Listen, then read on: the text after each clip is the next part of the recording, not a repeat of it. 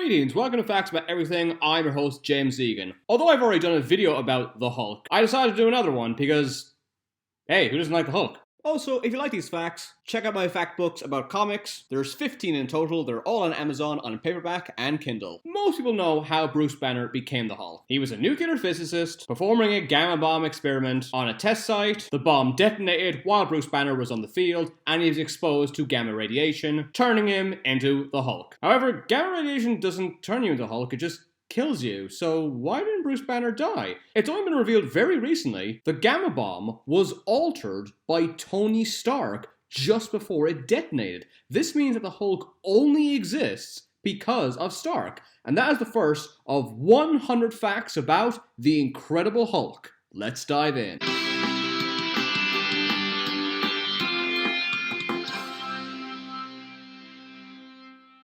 The tagline for the original comic was, "Is he man or monster? Or is he both?" There's a Japanese-themed Marvel universe called the Mangaverse. In this realm, Hulk is a Godzilla-like monster. His longtime lover is Betty Ross. His longest rivalry is with Betty Ross's father, General Thaddeus Ross. Ross hates how his daughter has a relationship with Bruce, but he also wants to use the Hulk's power for militaristic purposes. In the video game Marvel vs. Capcom Infinite, Hulk calls the name of his partner when he tags them in. However, since the Hulk is intellectually impaired, he doesn't remember their names, so instead he calls Thor, Goldilocks, Thanos, Purple Man, Ultron, Scrap Metal, Rocket Raccoon, Chipmunk, Doctor Strange, Dumb Magician, and Chris Redfield from Resident Evil, Rock Puncher. Let's look at possibly the most famous Hulk story ever, Planet Hulk. Hulk was sent into a rogue space station called the God's Eye to destroy it. When Hulk arrived in the station, he found a video stating that Bruce's friends and allies had decided that the Hulk was too dangerous to stay on Earth, so they had taken control of the space station and hurled it out of the solar system. They hoped to send Hulk to a peaceful planet since the Hulk always insisted he wanted to be left alone. Hulk's space station did not land on a peaceful planet.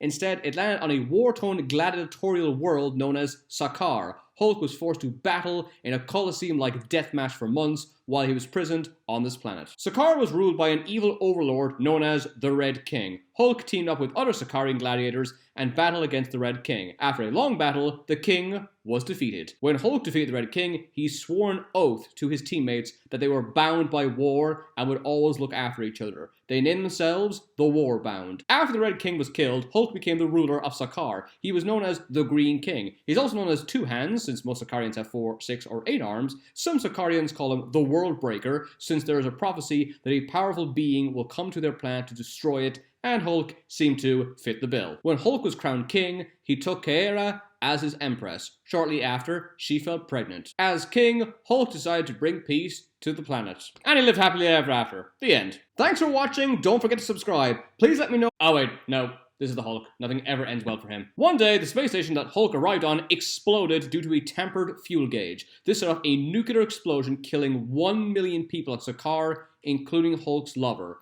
Hulk believed that the heroes of Earth were to blame, as this would have never happened if they sent him into space. He and his Warbound decided to head to Earth so he could exact his revenge. Although Kaera died in the explosion, her unborn son survived due to the gamma radiation that ran through his veins, which he inherited from his father. Hulk's son is called Scar. When Hulk returned to Earth to exact his revenge on the humans, it was the angriest that Hulk had ever been. Because Hulk's power is derived from his anger, it was also the strongest he had ever been in his life, making him almost unstoppable. How strong was he? He defeated the Guardian of Earth, Black Bolt, the entire Fantastic Four, Iron Man in his Hulkbuster suit, She-Hulk, all of the Avengers, Spider-Man, Captain Marvel, Black Panther, Luke Cage, Ronan, Echo, Iron Fist, Leonard Samson, who's powered by the same radiation as Hulk, all of the X-Men, Doctor Strange, powered by the most powerful demon in existence, and the entire American army. He was finally defeated by the most powerful superhero on Earth, the Sentry.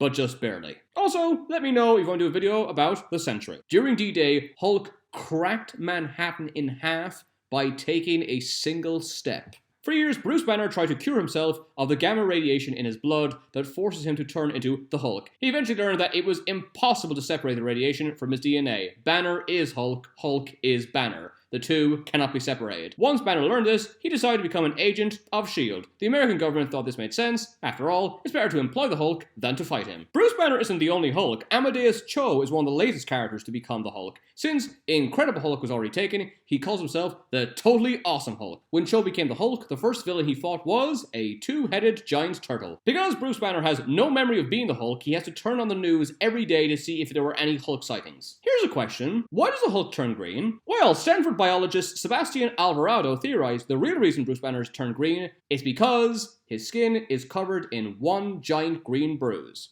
I know what you're thinking. Bruises aren't green. But trust me, the doctor knows his stuff. Hulk is powered by gamma radiation. When a human is exposed to gamma rays, the radiation shreds the DNA in a process known as chronotripsis. When Banner was first exposed to the gamma bomb, he only survived because his DNA created a self-defense mechanism called an epigenetic switch. These switches are triggered by hormones that are produced when Banner becomes angry. That's the most scientific explanation I've ever heard for a comic book. But it doesn't explain why he's green. You see, a bruise is formed when blood cells die at the location of the injury, which dissolves hemoglobin. Hemoglobin contains a green molecule called biliverdin. Alvarado theorizes that this molecule overdevelops to make Hulk impervious to all injuries. That biologist puts more effort into understanding a comic book character than I do in my tax returns. Hulk quit the Avengers in the second issue. He didn't return to the team for 50 years. Bruce Banner can't get sick because the Hulk's regenerative cells kick in anytime he's exposed to a virus. Gamma Corps is a Hulk-based team designed to take down the Hulk. It is composed of Grey, Griffin, Mess, Prodigy, and Mr. Gideon. Grey is the leader of the team. He gained his power from Hulk and Leader DNA. The Hulk DNA makes him super strong, and the Leader's DNA makes him a military genius. Also, let me know if you want to do a video about the Hulk villain, the Leader. Gideon isn't irradiated with gamma rays like the rest of the team. Instead, he fights the Hulk with titanium knuckles. Prodigy had his body altered by the DNA of the Leader, making him super smart and telepathic. Griffin is a Hulk with wings. Mess was left scarred from a fight between the Hulk and Abomination. Worse still, the fight resulted in the death of her son. Parts of her body were replaced with cloned limbs of the Abomination, which gave her super strength. Although she joined the Gamma Corps to destroy the Hulk, she abandoned her cause when she learned that it was the Abomination that caused the death of her son, not the Hulk. The first villain that Hulk ever fought was a dwarf called Gargoyle. Interesting enough, Gargoyle was in the Incredible Hulk animated series, and he was voiced by Mark Hamill. We are now in complete control. Hulk has survived a supernova. There are many incarnations of Hulk. The most powerful Hulk is the Maestro, who is an old Hulk from another dimension who killed all his planet's superheroes. He has withstood a nuclear blast at least 4 times. He can breathe underwater. You might be thinking to yourself, although the Hulk seems unstoppable, why don't they just shut his mind down, like the way Professor X does to Juggernaut? Because you can't. The Hulk is impervious to magic and psychic attacks. He can instinctively feel radiation. When he detected a radioactive leak in a town that was poisoning the inhabitants, he asked for the location to be detained. He can also detect radiation in people, so he can tell when radioactive heroes and villains are around, like Abomination, Leader, or even Spider-Man. There's a Hulk in another dimension that found peace as an aborigine. He once obtained Spider-Man's powers and became Spider-Hulk. Hulk punched a man so hard, it destroyed the planet they were standing on. He can survive being decapitated. A criminal called Speed Freak sliced open Hulk's guts. Hulk held his hand over his stomach to stop his organs from falling out. However, Hulk healed so fast, the wound sealed his hand inside his stomach and he had to rip his hand out. A lot of people see Bruce Banner as a victim to the Hulk. Oh, he's such a nice guy, such a shame everyone's trying to kill him because he's the Hulk. Bruce Banner's pretty messed up, and he has been from a very young age. This is because he was beaten maliciously by his father, which made him become incredibly repressed and reserved, which then compounded the anger he feels when he becomes the Hulk. Bruce was being bullied so badly when he was a student, he planted a bomb in his school to teach the bullies a lesson. Luckily, the bomb didn't go off. He fought a feathery T-Rex in 1873 during the Wild West. But didn't we all? Hulk has lifted a mountain that weighed 150 billion tons. Bruce Banner is jealous of Tony Stark because Stark will be remembered as the superhero and genius Iron Man, while Banner will only be remembered as the Hulk. While working for S.H.I.E.L.D., Bruce was monitored by ROB, which stands for Recording Observation Bot. It's designed to monitor Banner's heart rate and to calm him down when he's about to turn into the Hulk. He destroyed the first ROB 10 seconds after meeting him. An Inhuman called Ulysses had a prophecy that the Hulk would destroy the world. Before this, Ulysses had a prophecy that Thanos would invade Earth. This allowed the superheroes to prepare for the attack, which allowed them to defeat Thanos. At this time, Bruce Banner was depowered, so he couldn't turn into the Hulk. Unfortunately, some heroes felt like they couldn't take the risk, since they would have never defeated Thanos if they didn't prepare for his invasion. Hawkeye took it upon himself to stop the Hulk and shot Bruce Banner dead.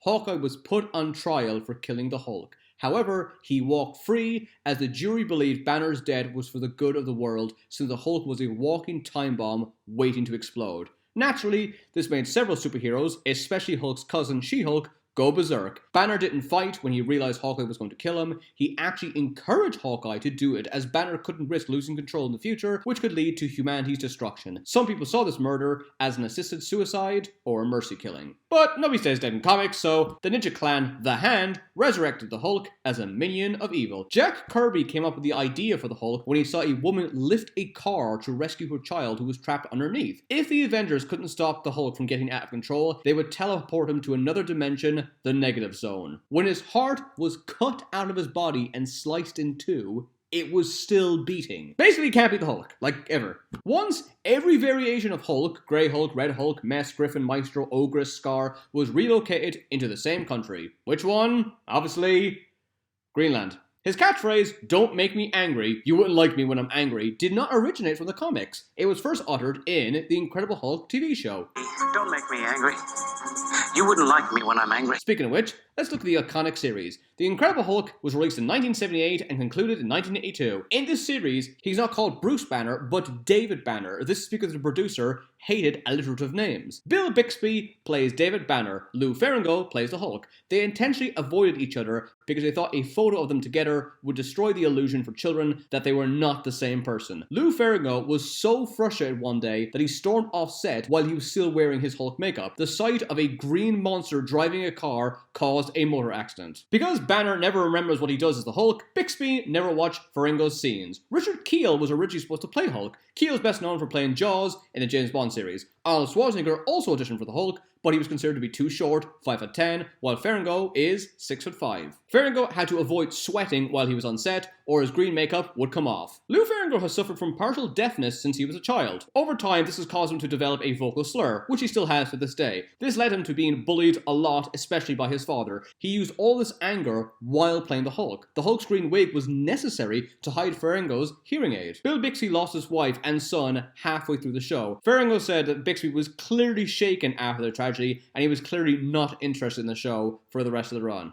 Okay, back to the comics. Hulk once crushed Thor's hammer with his bare hand. Bruce Banner was once shot in the back of the head twice, which gave him irreversible brain damage. To quote the issue itself, he'll never be smart again. In comic book terms, never again means likely be back to normal in 5 issues. Case in point, Iron Man used a biovirus called Extremis to repair the Hulk's brain. After his recovery, Hulk was able to maintain his intellect of Bruce Banner. When Hulk became smart, he called himself Doc Green. After the Hulk learned he could maintain his intelligence, he decided to de-Hulk every gamma-radiated being on the planet, believing they were too powerful to leave unchecked. He traveled the world, locating Scar, A-Bomb, Red She-Hulk, Red Hulk, and so on, and depowered them by using a mixture from his own cells. The mixture that depowers gamma-radiated beings does not work on the Hulk. If he depowers every gamma-based person, he will be the only Hulk left on Earth. He defeated Vector in a fight after the supervillain whittled Hulk down to his skeleton. Hulk speaks to Bruce Banner by writing on a board. Banner will then reply when he reverts to normal. This is the closest they can have to having a conversation. It's like a very primitive version of texting. The supervillain Thundra blended her DNA with the Hulk's to create her own version of the Hulk called Lyra. The US government classified the worst possible threat as an Omega level threat. The Hulk was the first person to be classified as an Omega level threat. When S.H.I.E.L.D. learns that Hulk has gone on a rampage, it is officially known as Code Green. Hulk can withstand the heat of the sun. When he turns into Hulk, most people call it a Hulk out. To deal with his rage, Bruce Banner's subconscious has developed several personalities. Hulk is an enraged beast with minimal intelligence. Grey Hulk is a Hulk who is not as strong, but far more intelligent. Sometimes he goes by the name Joe Fixit. Savage Hulk is a monster with all the rage, but none of the intelligence. And Guilt Hulk is a Hulk that encapsulates all the anger Bruce has against his father for killing Bruce's mother.